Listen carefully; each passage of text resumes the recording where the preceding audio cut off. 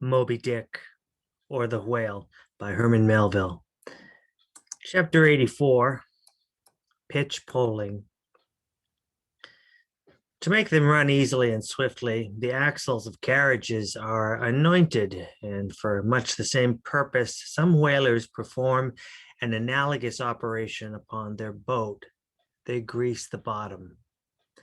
Nor is it to be doubted that as such a procedure can do no harm, it may possibly be of no contemptible advantage, considering that oil and water are hostile, that oil is a sliding thing, and that the object in view is to make the boat slide bravely. Queequeg believed strongly in anointing his boat, and one morning, not long after the German ship Jungfrau disappeared, took more than customary pains in that occupation, crawling under its bottom, where it hung over the side, and rubbing in the unctuousness as though diligently seeking to ensure a crop of hair from the craft's bald keel. He seemed to be working in obedience to some particular presentiment, nor did it remain unwarranted by the event. Towards noon, whales were raised, but so soon as the ship sailed down to them, they turned and fled with swift precipitancy, a disordered flight, as of Cleopatra's barges from Actium.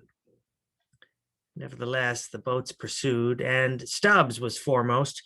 By great exertion, Tashtego at last succeeded in planting one iron, but the stricken whale, without at all sounding, still continued his horizontal flight with added fleetness. Such unintermitted strainings upon the planted iron must sooner or later inevitably extract it. It became imperative to lance the flying whale or be content to lose him. But to haul the boat up to his flank was impossible. He swam so fast and furious. What then remained? Well, of all the wondrous devices and dexterities, the sleights of hand and countless subtleties to which the veteran whaleman is so often forced, none exceed that fine maneuver with the lance called pitchpoling. Small sword or broadsword, in all its exercises, boasts nothing like it. It is only indispensable with an inveterate running whale. Its grand fact and feature is the wonderful distance to which the long lance is accurately darted from a violently rocking, jerking boat under extreme headway. Steel and wood included, the entire spear is some 10 or 12 feet in length. The staff is much slighter than that of the harpoon and also of a lighter material, pine. It is furnished with a small rope called a warp of considerable length by which it can be hauled back to the hand after darting. But before going further, it is important to mention here that though the harpoon may be pitch-poled in the same way with the lance, yet it is seldom done, and when done is still less frequently successful on account of the greater weight and inferior length of the harpoon as compared with the lance, which in effect become serious drawbacks. As a general thing, therefore, you must first get fast to a whale before any pitchpoling comes into play.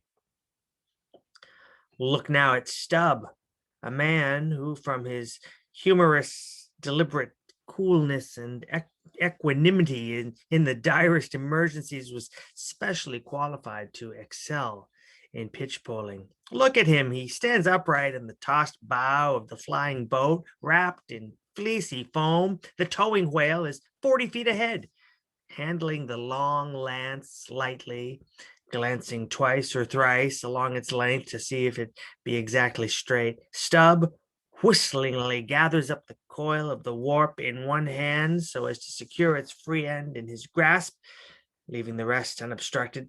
Then, holding the lance full before his waistband's middle, he levels it at the whale. When, covering him with it, he steadily depresses the butt end in his hand, thereby elevating the point till the weapon stands fairly balanced upon his palm, 15 feet in the air. He minds you somewhat of a juggler balancing a long staff on his chin. Or next moment, with a rapid, nameless impulse and a superb, lofty arch, the bright steel spans the foaming distance and quivers in the life spot of the whale. Instead of sparkling water, he now spouts red blood. That drove the spigot out of him, cried Stubb. 'Tis July's immortal 4th. All fountains must run wine today. Would now it were old Orleans whiskey, or old Ohio, or unspeakable old Monongahela. Then, Tashtego, lad, I'd have you hold a Kannakin to the jet, and we'd drink round it. Yea, verily, hearts alive, we'd brew choice punch in the spread of his spout hole there, and from that live punch bowl quaff the living stuff. Well, again and again to such gamesome talk, the dexterous dart is repeated, the spear returning to its master like a greyhound held in skillful leash. The agonized whale goes into his flurry. The tow line is slackened, and the pitchpoler, dropping astern, folds his hands and mutely watches the monster die.